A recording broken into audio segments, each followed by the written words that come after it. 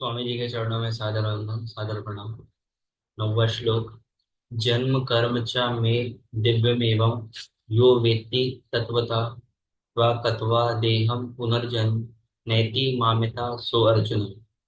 अर्जुन, मेरा वह जन्म अर्थात ग्लानि के साथ स्वरूप की रचना तथा मेरा कर्म अर्थात दुष्कृतियों के कारणों का विनाश, साध्य वस्तु को दिलाने वाली क्षमताओं का निर्दोष संचार, धर्म की स्थिरता, यह कर्म और जन्म दिव्य अर्थात अलौकिक है, लौकिक नहीं।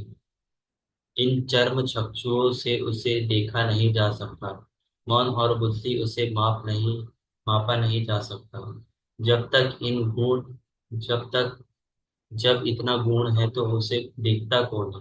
केवल यो वेत्ति तत्वता, तत्वदर्शी ही मेरा इस जन्म और कर्म को देखता है और मेरा साक्षात करके वह पुनर्जन्म को नहीं प्राप्त होता, बल्कि मुझे प्राप्त होता है। जब तत्वदर्शी ही भगवान का जन्म और कार्य देख पाता है तो लोग लाखों की संख्या में भीड़ लगाए क्यों खड़े हैं कि कहीं अवतार होगा तो दर्शन करेंगे। क्या आप तत्वदर्शी हैं? महात्मा वेश में आज भी विविध तरीकों से, मुख्यतः महात्मा वेश की आड़ में, बहुत से लोग प्रचार करते फिरते हैं कि वे अवतार है, या उनके दलाल प्रचार करते कर देते हैं। लोग भीड़ की तरह अवतार को देखने टूट पड़ते हैं, किंतु श्री कृष्ण कहते हैं कि केवल तत्वदर्शी ही देख पाता है। अब तत्वदर्शी किसे कहते हैं? अध्याय 2 में सत असत का निर्णय देते हुए योगेश्वर श्री कृष्ण ने बताया, अर्जुन, असत वस्तु का अस्तित्व नहीं है, अतः सत का तीनों काल में कभी अभाव नहीं है। तो क्या आप ऐसा कहते हैं? उन्होंने बताया, नहीं, तत्वदर्शी ने इसे देखा। न किसी भाषाविद ने देखा, न किसी समृद्धशाली ने देखा।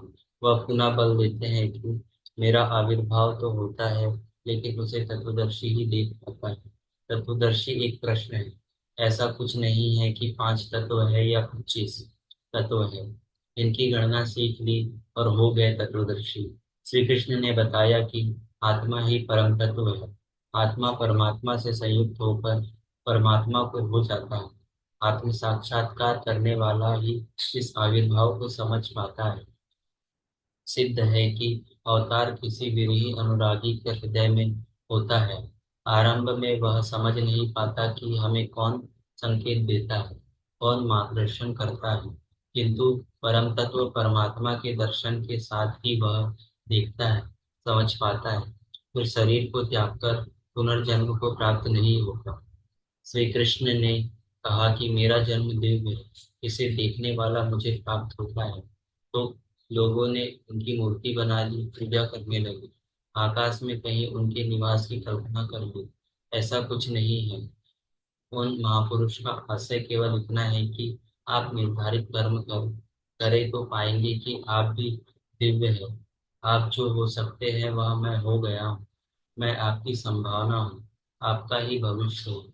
अपने भीतर आप जिस दिन ऐसी पूर्णता पा लेंगे, आप भी वही जो होंगे जो श्री कृष्ण का स्वरूप है, वह आपका भी हो सकता है। अवतार कहीं बाहर नहीं होता।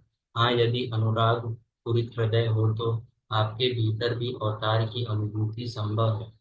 वे आपको प्रोत्साहित करते हैं कि बहुत से लोग इस मार्ग पर चलकर मेरे स्वरूप स्वरूप को प्राप्त कर चुके हैं। धन्यवाद।